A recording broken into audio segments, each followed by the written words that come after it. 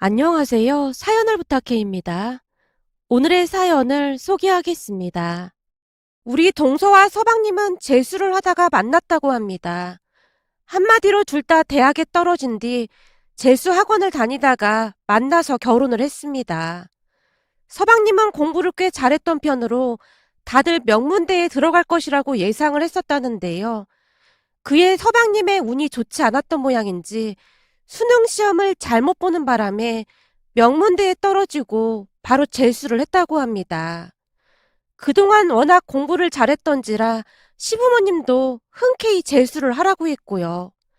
하지만 동서는 예전부터 공부에 큰 뜻이 없었던 모양으로 지망했던 대학에 모조리 떨어지고 부모님의 성화에 못 이겨 억지로 재수를 시작했다고 합니다. 그런 동서는 누가 보더라도 참 예쁜 얼굴입니다. 서방님도 그 예쁜 얼굴에 반해서 결혼까지 하게 되었다고 했으니까요. 언젠가 한번 시어머님께서 그때 일을 자세히 말씀해 주신 적이 있었는데요. 그때 일을 다시 떠올리고 싶지 않다는 듯이 시어머님이 말했어요. 말도 마라. 그때 일만 생각하면 아직도 온몸에 소름이 돋는다니까. 생각해봐라. 재수를 하기 전까지 우리 둘째가 말대꾸 한 번을 안 했었다. 재수도 우리가 하라고 한 게 아니라 꼭 명문대에 들어가고 싶다고 우리 둘째가 우겨서 한 거야. 근데 재수학원에 한 반년쯤 다녔었나? 어느 날 갑자기 둘째가 울먹이면서 나한테 이실직고를 하지 뭐냐. 라며 시어머님이 긴 한숨을 내쉬고 있었는데요. 시어머님의 말을 요약해보자면 재수학원에 다닌 지 반년 만에 서방님과 동서가 사고를 쳤다고 하네요. 동서가 혼전 임신을 했던 것이죠. 다른 사람도 아니고 평생토록 말대꾸 한 번을 안 하고 열심히 공부만 하던 서방님이 대형 사고를 쳤다는 말에 시어머님이 뒷목을 잡고 들어 누워버렸다는데요. 그때의 충격은 이루 말할 수가 없을 정도였답니다. 문제는 동선의 친정 부모님이 시댁까지 쫓아와서는 난리도 아니었다고 하네요. 아들 가진 시부모님 입장에서는 그저 잘못했다고 빌 수밖에 없었고요. 그 뒤 부랴부랴 서방님과 동서를 결혼시켰다고 합니다. 그 바람에 서방님은 1년 더 재수를 해서 어찌어찌 명문대에 들어가긴 했답니다. 동서는 출산 문제 등으로 대학을 거진 포기하다시피 했다는데요. 어느 날은 시어머님이 동서에게 권유를 하기도 했다네요. 얘, 공부도 때가 있는 건데 너도 이제는 공부를 다시 시작해야 하지 않겠니? 민정이는 우리가 봐줄 테니까 더 늦기 전에 공부 시작해라. 저는 그냥 지금이 좋아요. 지금 공부해도 좋은 대학 가기도 힘들 것 같고요. 그래도 하던 공부는 마저 해야 나중에 후회하지 않는 거야. 나중에 후회하지 말고 다시 공부 시작해라. 학비가 걱정이라면 그것도 우리가 다 알아서 해결해 줄 테니 걱정하지 말고. 전 진짜로 지금이 좋아요. 그리고 저 원래 공부에 뜻도 없었고요. 사실 제 수학원도 부모님이 억지로 대학 가라고 해서 다닌 거밖에 없거든요. 요즘은 공부하라는 소리 안 들어서 너무 좋은걸요? 그니까 어머님도 저한테 공부하라는 소리 하지 마세요. 저 그 소리 진짜 듣기 싫단 말이에요. 너한테 잔소리를 하겠다는 게 아니라 나중에 후회가 될까봐 그렇지. 저는 진짜 괜찮아요. 지금 아주 만족하고 살고 있거든요. 시어머님이 계속해서 동서를 설득했지만 공부에 뜻이 없다며 동서가 완강하게 거부를 했다고 합니다. 결국 동서는 대학을 포기한 채 육아에 전념하고 살았다고 합니다. 다행히 서방님은 대학을 무사히 졸업하고 대기업에 취업까지 해서 조금이나마 시름을 덜게 되었다며 시부모님이 좋아했어요. 그러던 중 우리가 결혼을 하게 되었는데요. 남편과 저는 둘 다 서울대를 졸업하고 연구원으로 일을 하고 있습니다. 우리는 대학에서 공부를 하면서 만나게 되었어요. 같은 분야를 공부하다 보니 서로 통하는 게 많았거든요. 시부모님은 우리 부부를 항상 자랑스럽게 생각하고 있었는데요. 특히나 시아버님께서 과학 분야 연구를 하는 우리 부부를 기특하게 생각을 하신답니다. 그랬던지라 저는 시부모님에 대한 어떠한 불만도 없이 잘 지내고 있었어요. 그런데 그런 화목한 가운데 동서로 인한 문제가 생기기 시작했습니다. 동서는 이상하리만큼 저를 못마땅하게 생각을 했거든요. 그런 동서에게는 같은 말을 반복해서 하는 이상한 버릇이 하나 있었는데요. 참 신기하게도 듣기 싫은 말을 계속해서 반복하곤 했어요. 그러니까 가령 이런 것들이었는데요. 제가 몸이 조금 약한 편으로 잔병치레가 많은 편입니다. 그렇다고 해서 크게 아프거나 그런 것은 아니었고, 조금 피곤하거나 하면 편도가 붓거나 콧물 감기가 걸리곤 했어요. 워낙 기관지가 약하다 보니 피곤하거나 하면 그런 일이 반복되곤 했습니다. 시부모님은 그런 제가 걱정이 되다 보니 한약이나 홍삼 같은 것을 자주 사다 주셨고요. 그걸 지켜보던 동서가 못마땅하다는 듯이 말을 했어요. 형님, 그렇게 자주 아파서 임신이나 할 수 있겠어요? 그럼 임신도 잘 안 된다고 하던데. 이래서 되도록이면 젊을 때 임신을 해야 하는 건가 봐요. 그러게, 아무래도 젊을 때 출산을 하는 게 낫긴 하지. 제가 그냥 얼버무리고 말았는데요. 그 뒤부터 동서가 정말이지 지겹도록 같은 말을 반복했어요.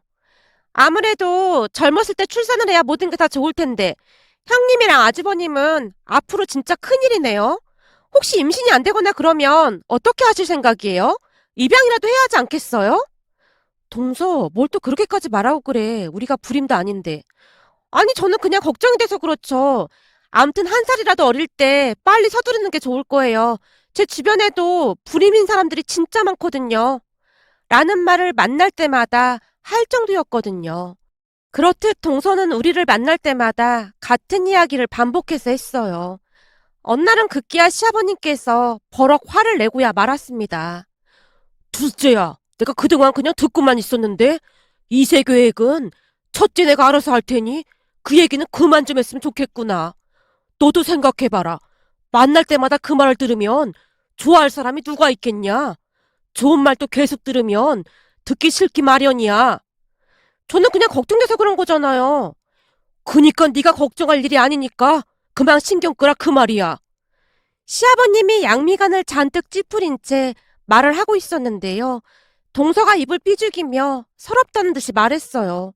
아버님은 왜 항상 형님 편만 드는 거예요? 혹시 형님이 서울대 나오고 직업도 좋아서 그런 거예요? 너 지금 그러는 거 억지인 건 알고 말하는 거냐? 사실 그동안 네가 네 형님한테 그럴 때마다 네 형님은 그냥 꾹 참고만 있었잖니? 그래서 내가 한마디 해준 것뿐인데 뭘 또 그렇게 고깝게 받아들이냐? 그렇잖아요. 저는 고등학교밖에 못 나왔고 그러니까 형님만 좋아하시는 거잖아요. 동서가 눈물까지 글썽인 채 집 밖으로 뛰쳐나갔습니다. 그 모습에 서방님이 동서를 따라 나갔고요. 동서의 행동에 시부모님이 긴 한숨을 내쉬고 있었는데요. 그 뒤에도 동서는 계속해서 불만스럽다는 듯이 행동을 했습니다. 동서가 참 이상한 부분이 있었는데요. 시댁에 가서 항상 문제를 일으키면서도 꾸역꾸역 시댁에 가곤 했어요. 특히나 우리가 시댁에 간다는 소리를 들으면 더욱 득달같이 쫓아와서는 잔뜩 인상을 쓰고 앉아 있었습니다.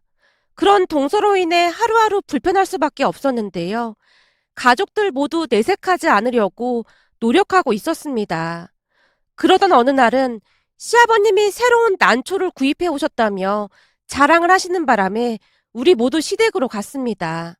사실 시아버님 취미가 난초를 키우는 것이었는데요. 난초 하나에 100만 원이 훌쩍 넘는 것도 있었어요. 시아버님은 그 난초를 애지중지 키우셨고요. 처음에 시댁에 갔을 때 난초들을 보고 제가 많이 놀라기도 했는데요. 남편이 제게 시아버님이 난초를 키우게 된 계기에 대해 설명을 해줬습니다. 그러니까 시아버님은 대기업 임원까지 지내셨다고 하는데요. 밑에 있던 직원들이 큰 잘못을 하는 바람에 그 책임을 지고 쫓기듯 회사에서 나왔다고 했어요. 그때 일을 회상하며 심란한 표정으로 남편이 말을 해줬거든요. 사건이 좀 컸던 모양이야. 결국 누군가 책임을 져야 했다는데 그 책임을 아버지가 다 짊어지셨다고 하더라고. 그걸 왜 아버님 혼자 짊어지신 거야? 나도 그게 좀 이해가 되질 않는데 어느 날 아버지가 그러시더라고. 당신은 자식들도 다 키웠고 나이도 있으니까 앞길이 구말리 같은 젊은 가장들이 일을 더 하는 게 맞는 거라고 말이야. 당신이 혼자 다 책임지면 나머지 사람들은 다들 괜찮을 거라고 하셨거든. 내가 보기엔 그게 회사에서 내민 조건이었던 것 같아. 그렇게 회사를 그만두시고 우울해하시던 아버지를 보며 평소 다육이를 키우던 엄마가 난초를 하나둘씩 사가지고 와서는 아버지께 돌봐달라고 했거든. 한마디로 아버지한테 소일거리를 주신 거지. 근데 그 난초들을 돌보면서 조금씩 밝아지시더라고. 그때부터 자식 돌보듯 난초들을 키우고 계신 거야. 엄청 애지중지하시거든. 남편이 시아버님과 난초에 얽힌 사연을 말해줬기에 저는 난초가 시아버님께 어떠한 존재인지 다시 한번 알 수가 있었는데요. 그 뒤 그 난초로 인해 어마어마한 일이 발생하게 될 줄 누가 알았겠습니까?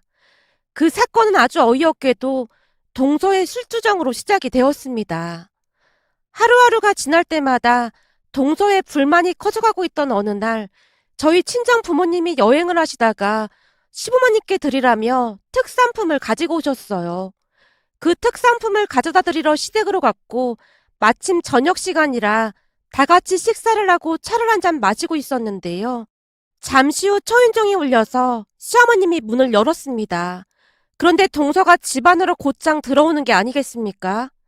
그리고 집 안으로 들어서던 동서가 우리를 보더니만 폭주하고 말았어요. 아버님, 진짜 너무하시는 거 아니에요? 오늘도 역시 잘난 형님이랑 아주버님만 부르셨나 보네요. 예, 그게 무슨 말이냐? 오늘 네 형님이.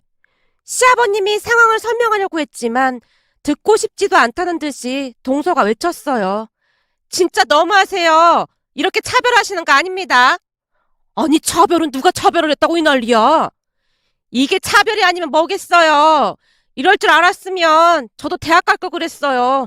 저는 아버님 손주 낳고 키우느라 고생고생하며 살았는데 결국 이런 대접이나 받고 있잖아요. 그래도 말 한 번 잘했다.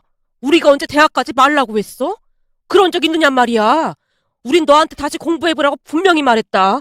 근데 네가 싫다고 했잖니. 네 입으로 분명히 그랬잖니. 공부가 싫다고. 네가 원래부터 공부에 뜻이 없었다며. 근데 왜 우리한테 난리야? 그리고 너 지금 혹시 술 마시고 왔냐? 술 마시고 와서 술주정하고 있는 거야? 시아버님 말씀이 틀린 말이 아니었는데요. 정말로 동서의 입에서 술 냄새가 진동을 하고 있었거든요. 그 모습에 시아버님의 얼굴이 울그락불그락해져 있었기에 우리 모두는 조마조마한 마음으로 눈치만 보고 있었습니다. 그 와중에도 동서는 계속해서 시아버님께 불만을 토로하고 있었어요. 아버님, 사실 그동안 저 불만 많았습니다. 그래? 내가 너한테 뭘 그렇게 잘못했다고 그러는 거냐? 그렇잖아요. 아버님은 우리 민정이보다 난초를 더 좋아하시잖아요. 넌 지금 그걸 말이라고 하는 거냐? 시아버님께서 다시 한번 버럭하셨어요. 그 바람에 우리가 동서를 말리기 시작했습니다. 동서, 지금 많이 취한 것 같으니까 우선은 우리가 데려다 줄게. 그래, 네 형님 말이 맞다. 나중에 술 깨면 멀쩡한 정신으로 다시 얘기하자.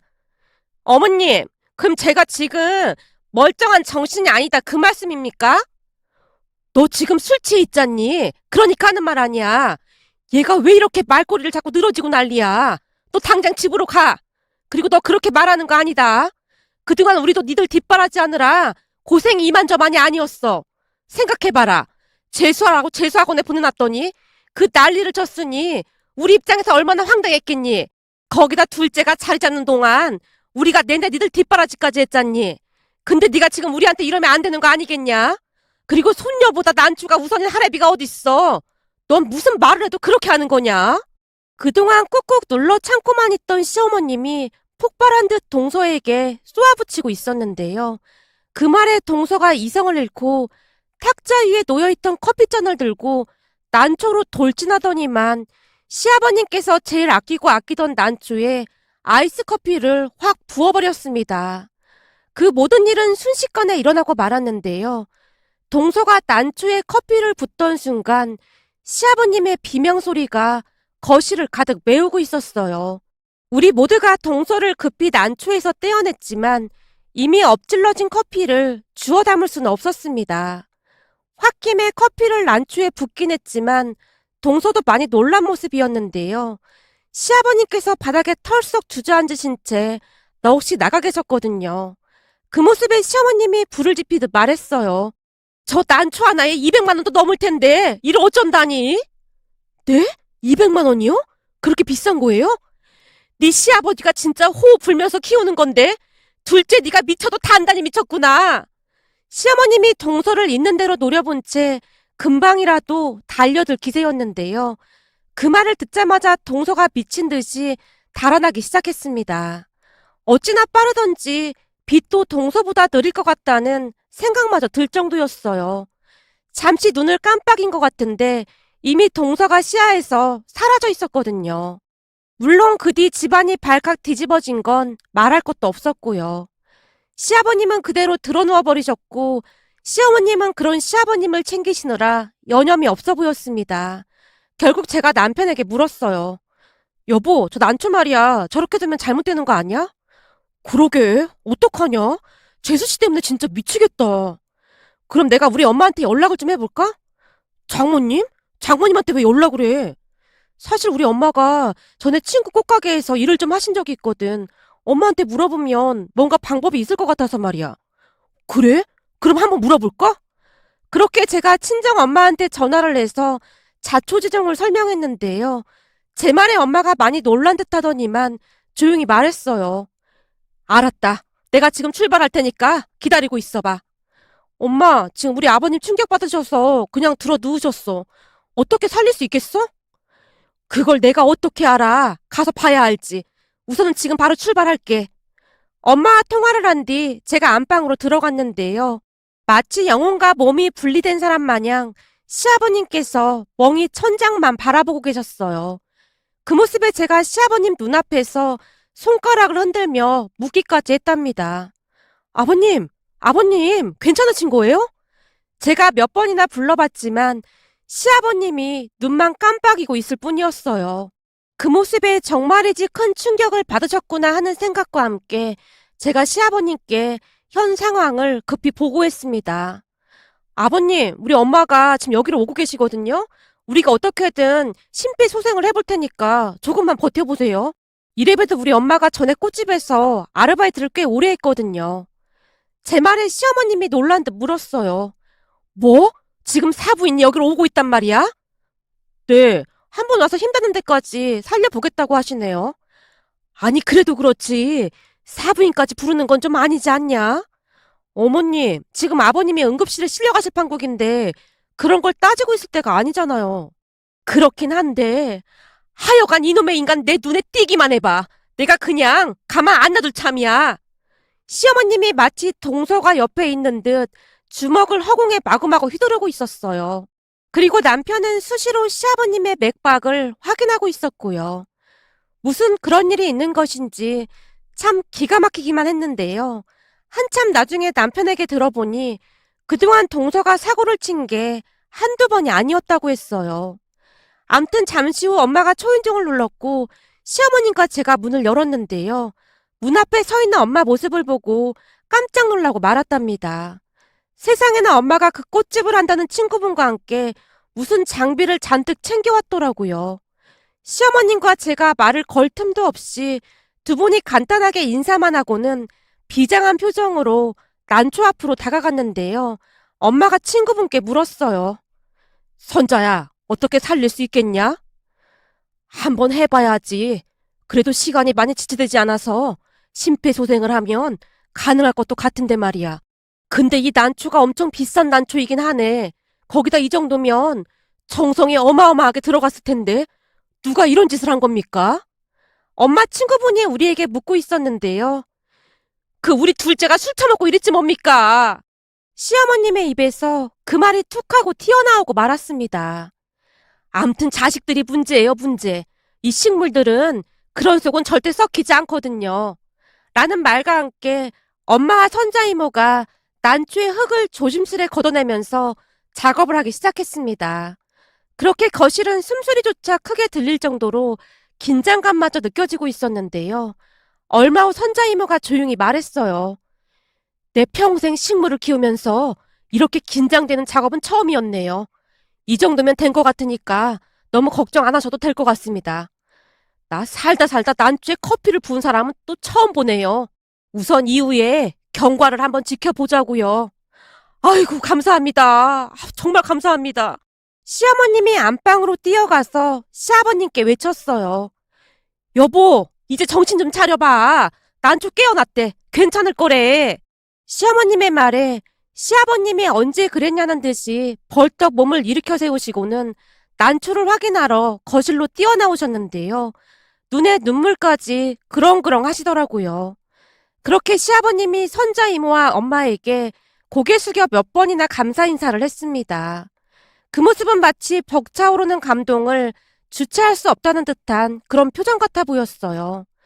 그런데 그 다음은 동서가 문제였는데요. 그날 시댁에서 빛보다 빠른 속도로 도망을 친 동서가 종적을 감춰버렸거든요. 동서의 행방을 찾던 서방님이 제게 연락을 해왔어요. 형수님, 이번에는 완전히 종적을 감춘 것 같은데요? 아니, 그게 무슨 말이에요? 이번에는 이라니요? 사실 이런 일이 한두 번이 아니었는데 이번에는 진도를 나가도 너무 나간 것 같아요. 그 사람도 이번에는 돌아올 수 없는 강을 건넌 걸 잘 알고 있는지 많이 겁먹은 것 같아요. 전에도 술 취해서 이런 적이 있어서 장인 장모님이 한 번만 더 술 취해서 추태 부리면 정신병원에 쳐넣어 버린다고 했었거든요. 그래서 처가도 못 가고 다른 데로 간 모양이에요. 아니, 그럼 어디로 간 거예요? 설마 무슨 일 난 건 아니겠죠? 그런 건 아닌 것 같고 조금 더 찾아볼게요. 라며 서방님이 전화를 끊었는데요. 다음날 서방님한테 다시 전화가 걸려왔습니다. 형수님, 걱정 안 해도 될 것 같습니다. 혹시 동서 찾은 거예요? 장모님이 그러시는데 와이프 잡아다가 시골에 계신 할머님 할아버님 댁에 보내버렸대요. 할머님 할아버님 댁에요? 거길 왜요? 와이프 할머님 할아버님이 엄청 무서우시거든요. 저도 몇 번 뵙긴 했는데 아주 어마무시하더라고요. 거기 끌려가다시피 했나 봐요. 이번에는 장인 장모님께서 진짜 화가 많이 나셨더라고요. 라는 말을 하고는 전화를 끊었는데요. 그렇게 한 달쯤이 지난 어느 날 서방님이 시부모님께 동서가 용서를 빌러온다고 했습니다. 혹시 몰라 시어머님이 우리도 시댁으로 오라고 해서 급히 갔는데요. 그날 동서의 모습을 보고 우리 모두 큰 충격을 받았답니다. 세상에나 동서가 말이죠. 새까맣게 탄 얼굴로 거실에 무릎까지 꿇고 앉아 있었거든요. 동서가 눈물 콧물까지 다 흘리며 그동안 있었던 일에 대해 말해줬는데요. 시골에 계신 할머님, 할아버님 집에 가서 계속 농사일만 했다고 하네요. 그러니까 동선의 할머님, 할아버님이 밥 먹고 자는 시간 빼놓고는 그 모든 시간을 농사일만 시켰다고 합니다. 땡볕에서 어찌나 일을 했던 것인지 그 하얗던 얼굴이 시커멓게 변해 있었어요. 거기다 새벽에는 근처에 할머니께서 다니던 절에 가서 108배 절을 하면서 하루를 시작했다는데요. 한 달 만에 동서가 많이 변한 듯해 보였습니다. 눈빛부터가 많이 변해 있었다고 해야 할까요? 그동안 있었던 일에 대해 말을 하던 동서가 시아버님께 봉투 하나를 내밀었어요. 아버님, 이건 그간 제가 시골에서 노동을 해서 벌어온 돈입니다. 아버님께서 애지중지하시던 난초를 그리 만들었으니 자식된 도리를 다하지 못했던 점에 대해 용서를 빌고 싶습니다. 정말 잘못했습니다. 얘, 너 갑자기 왜 그러는 거야? 말투는 또 왜 그래? 앞으로는 자식된 도리를 다하며 효를 다할 것을 가족들 앞에 맹세하는 바입니다. 동서가 고개도 들지 못한 채 읍소하고 있었습니다.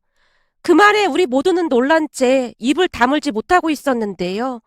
나중에 들어보니 그간 동선의 할머님 할아버님께서 특별 교육을 시켰다고 합니다. 대체 어떤 교육을 시키신 것인지 동서가 전혀 다른 사람처럼 변해 있었어요. 거기다 며칠 후 사돈 어르신 두 분까지 찾아오셔서 시부모님께 다시 한번 사과까지 했답니다. 암튼 그 사건 이후 동서는 술을 입에도 대지 않았고 나중에는 야간대학에 진학해서 졸업까지 했습니다. 덕분에 우리도 평화를 되찾았고요.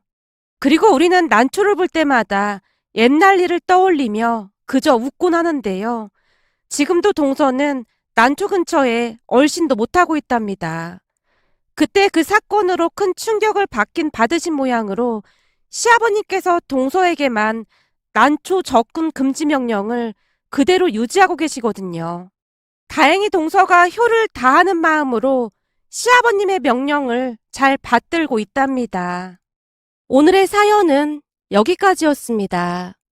즐겁게 보셨다면 구독, 좋아요 부탁드립니다. 고맙습니다.